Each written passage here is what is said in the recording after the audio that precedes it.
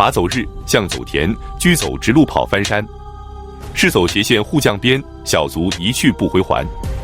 这是象棋的口诀。打开象棋，在棋盘的中间还会有4个大字“楚河汉界”。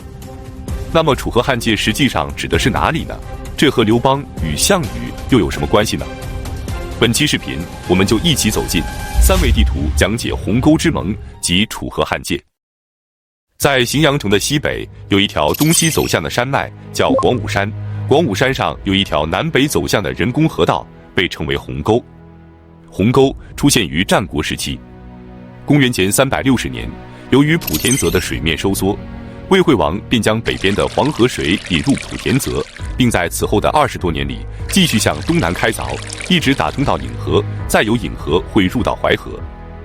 鸿沟便成为中国最早沟通黄河与淮河的人工运河。刘邦和项羽就依托鸿沟，在广武山上隔河对峙着。鸿沟的沟口宽约800米，深200米，双方的军营就驻扎在鸿沟的两边，现在还留有遗址。西边是汉王城，长500多米，城墙的最高处达10米多；东边是霸王城，长400多米，城墙最高处为15米。而中间的这条鸿沟，便是中国象棋上真实的楚河汉界。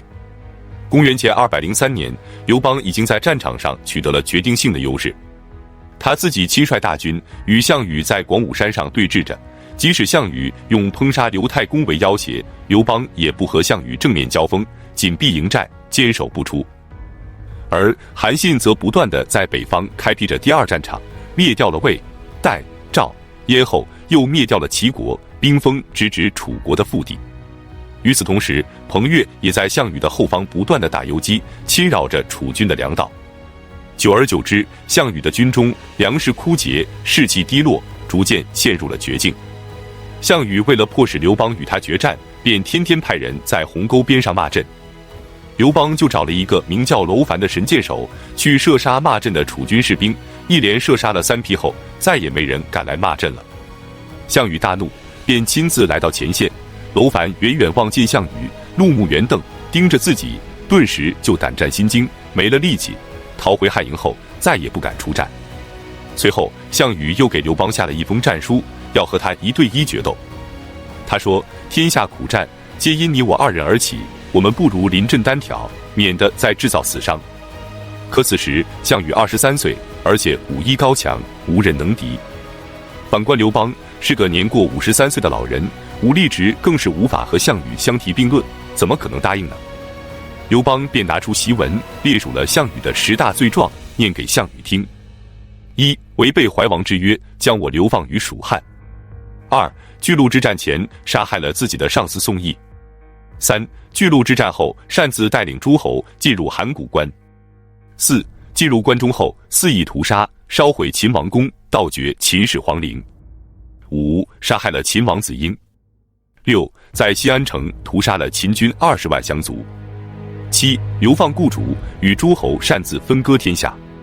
8. 将义帝熊心逐出彭城，而后自己将彭城当作了都城，并且夺取了韩王的土地。9. 暗杀义帝于江南。10. 作为人臣，而是杀其主，杀降兵，为政不平，主曰不信，让天下所不容，是个大逆不道之徒。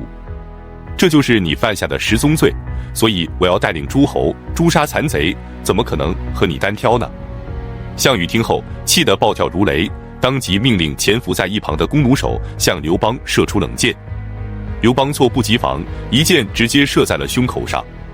虽然没有当场射杀，但在众目睽睽之下胸口中箭，后果仍然十分严重。倘若刘邦的伤情暴露，汉军官兵的士气将会受到很大的影响。如果楚军趁机发起攻击，恐怕是凶多吉少。于是刘邦急中生智，强忍着剧痛，掰断箭矢，然后捧着脚说：你们的箭法也太差了，竟然射中了我的脚趾。就这样，他既蒙蔽了楚军，也稳定了汉军的军心。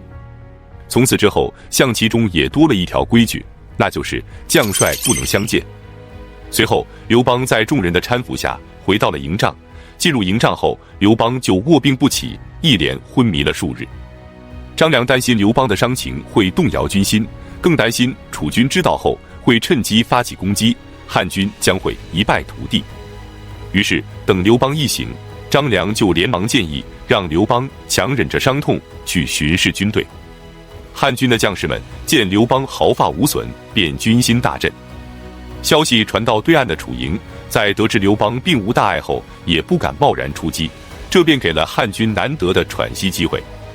但这次外出检阅，也让刘邦元气大伤，病情更加严重，只好谎称要继续巡视成皋的军队，便借机进入成皋，安心养伤。等刘邦的伤势好转，重新回到广武山时，项羽已经陷入了更深的绝境。此时，彭越已经完全占据了梁地，包括古城、巨野、昌邑、定陶、虞县、睢阳、夏邑等广大地区，用游击战切断了楚军的粮道，而且齐国的田横也投靠了彭越，彭越的实力就更强了。与此同时，韩信被封为齐王后，也从齐国出兵攻打楚国。龙驹的战死让楚军的后防变得十分脆弱，灌婴便顺利地攻占了楚国的大片土地，彭城面临着严重的威胁。刘邦派侯公去游说项羽，侯公见到项羽后，便提议大王应该顺应时机，与汉王平分天下。大王可以建立名号为东帝，以安抚东方的诸侯，而汉王已经年老，也厌战了，将一生都为西方之王，侍奉楚国。项羽便对侯公描绘的未来有些心动，再结合自己此时的处境，便同意了和谈。公元前203年9月，楚汉双方签订了鸿沟之盟。盟约规定，以鸿沟为界，鸿沟以西归汉，鸿沟以东归楚，两国就此罢兵，永不交战。达成协议后，项羽便释放了刘邦的父亲刘太公以及夫人吕雉等人。两军将士得知盟约签订后，也无不高呼欢庆议和。战争终于要结束了，再也不用打仗了。随后，按照约定，项羽带领楚军东撤，打算回到彭城，刘邦也准备回到关中休养生息。可张良和陈平却极力地劝说刘邦道：楚军已经是兵疲粮尽了，此时正是灭楚最好的时机，岂能放虎归山呢？刘邦便同意了他们的劝谏，决定撕毁盟约，追击楚军，并让韩信和彭越也南下会师，合力攻楚。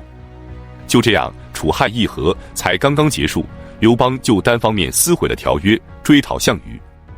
那么项羽又该如何应对呢？下期再讲。本期视频就到这里，感谢观看。